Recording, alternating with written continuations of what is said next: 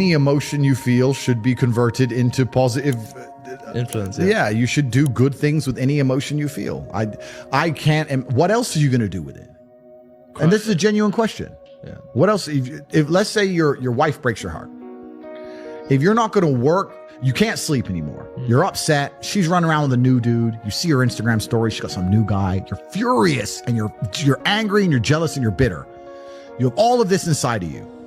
But you're not going to go to the gym and work hard and become so fantastically in shape and so rich and so powerful that no girl ever leaves you again. You're not going to do that. Do it. Text her. Try and explain to her. She doesn't care. Like, you can write the most perfect English. You can write the most beautiful words ever constructed. Forget Shakespeare. You can do, it doesn't matter. She doesn't care. She just doesn't care. She forgot about you. She forgot about you. I've lost women who I didn't want to lose. Let them go. I didn't beg for them back. I didn't cry about it. I just let them leave. I handled it like a man. And the truth is, as a man, a woman doesn't even have to like you. Doesn't even have to love you, but if she respects you, she's always going to be around. And this is why I love a woman with all my heart, and she goes, I want to leave. The first thing I'm going to say is, fucking pack. Because if I say anything else, she's not going to respect me. Like, if I, oh, please stay, I'll say, look, I don't want you to leave. I would like you to stay, but if you're going to talk shit, threaten me, you get the fuck out of my house. Like, I've had women leave me, but I've never had a woman not respect me. And that's why I can hit up any ex I've ever had, and I know them. Because they respect me on a base level. So why do they respect me? Because I respect myself. So I will never sacrifice my self-respect. Yeah. We talked about this on the show. You're going to get your heart broken as a young man. I've had it happen to me. Yep. We've all had it happen to us. And it's not even about anger towards the girl. It's 7 years later, because as a man, you're going to get your value later. Yes. Right. So if you use that energy to put all that work in, these girls, they come back around, and I love to see them come back. Not because I'm in love again, just because it's like, you know, I told you so. No, I said this, like, anybody who tries to get revenge on a woman, way. that's incel energy. That's a wrong way of looking at it. The only revenge you can get on a woman who breaks your heart is success. Success is the best revenge. Just level up slowly, and when she messages you, you got two choices. You can either say, sorry, baby, you're not my type anymore. Boom, you win. Or you could fuck her again. One last spin on the Ferris wheel. Yeehaw.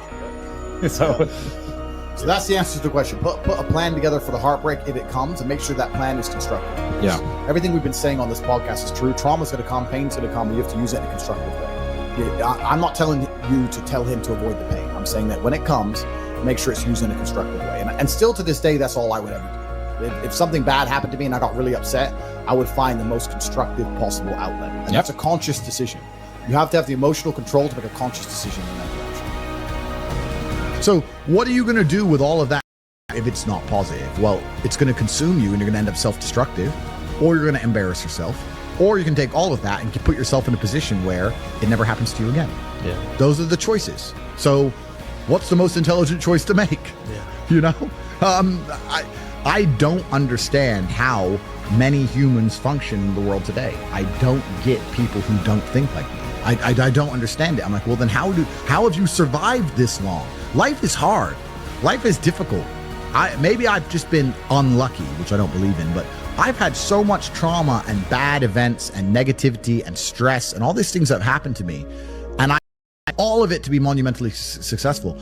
If I wasn't that way inclined with the work that God put on my shoulders, I'd just be in a ditch somewhere. Yeah. I just would have killed myself by now. Like, I don't understand how people are functioning. If you're not thinking like me and you're going through life with any other mindset, you've been extremely fortunate that God smiled on you and allowed you to sit around most of the time doing jack shit, and you have yet to be punished for that. Yeah. I could never have lived that life. If I was a bit lazy, you know, or I was a bit of a snake, or if I lied to people, I'd be dead by now. Yeah. Like, so a lot of these people are just absolutely and utterly blessed by God that they managed to go through life with such a non-competitive mindset, and they're still breathing. When I was 20, me and my girlfriend broke up.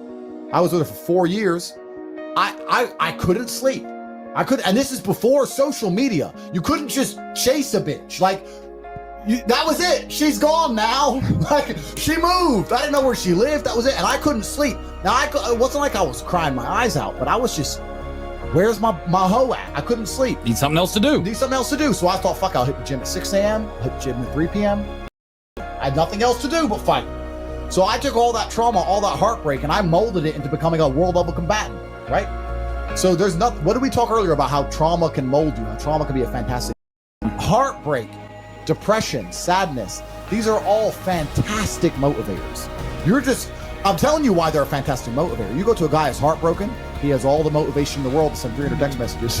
He has the motivation, he's putting it in the wrong place. That's 300 cold emails you could be sending to someone to pitch a business. That's a lot of money you could have made. I don't think there's ever going to be one person on the planet you're truly compatible with. I think there's going to be a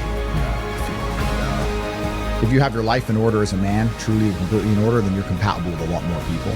I think that if you're a man and you're struggling to find somebody you're compatible with, that's probably because you're a loser. If your life's in order, then you're compatible with a lot of women. Like me, for example.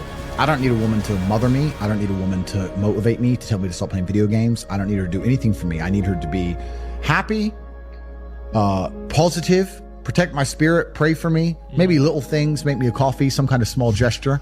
But my money's right, my motivation's right, my life is right. And if she is associated with me, by proxy, she's gonna have a fantastic life. Fly on my jet and put her on an easy jet. Yeah. Like, she's gonna end up on jets, she's gonna end up in the 5-star hotels, she's gonna end up not having to worry about money, she's gonna end up in the best restaurants. By proxy, she's gonna have a very fantastic life. So you'll find that if your expectations of a woman are for her to be happy and you have a lifestyle that makes her happy, a lot of women are pretty happy, and you get along with basically all of them. It's kind of amazing how that works. It takes a very special type of character to still be dislikable in those kind of scenarios. Whereas if your life is less perfect or your reality is less impressive, boring, then you need a girl who's happy to be bored, and then it becomes harder. But I don't have any of those problems. Yeah, I'll tell you right now, some of the greatest accomplishments in my life have come after a heartbreak. Absolutely. Yeah. It's that I call it fuck you energy. Yeah. No. You take that and you're like, because some guys will get butthurt about that and they'll sit there and they'll wallow in self-pity. I've always thought the correct application of that energy is, okay, prove that she made a shitty mistake. Go out and become a fucking millionaire. Go out and become a kickboxer. Go out and become a porn star, whatever. Go out and build steel buildings, right? And then she's going to look around when she's 50 pounds heavier in a year's time. They're like, motherfucker, I let him go. You can, and internally, be happy. My ego could be like, I got you. Life's gonna hurt you, and how you use that pain is completely and utterly up to you. You can use that pain to galvanize yourself as a man and become a better man you've ever been. I'm not saying that I'm only successful because of some chick. I'm saying that every single time that I was heartbroken, I never wasted a second. I was never wallowing. That's what I'm saying. I've spoken to dudes and like, I had a bad couple months. Why? My girl left me. You've wasted months? You've wasted months over some.